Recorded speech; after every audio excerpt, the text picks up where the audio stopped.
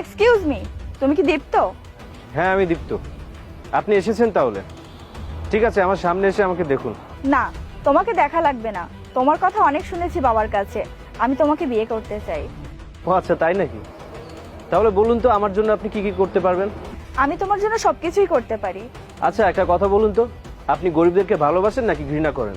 আমি তো গরিবদের অনেক ভালোবাসি, ঘৃণা কেন করব? আচ্ছা আমি যদি গরিব হতাম তাহলে আমাকে ভালোবাসতেন? হ্যাঁ, অবশ্যই ভালোবাসতাম, কারণ ভালোবাসা কখনো ধনী গরিব দেখে হয় না। আচ্ছা আপনি কি কখনো কোনো গরিবকে কষ্ট দিয়েছেন? না, কখনোই না।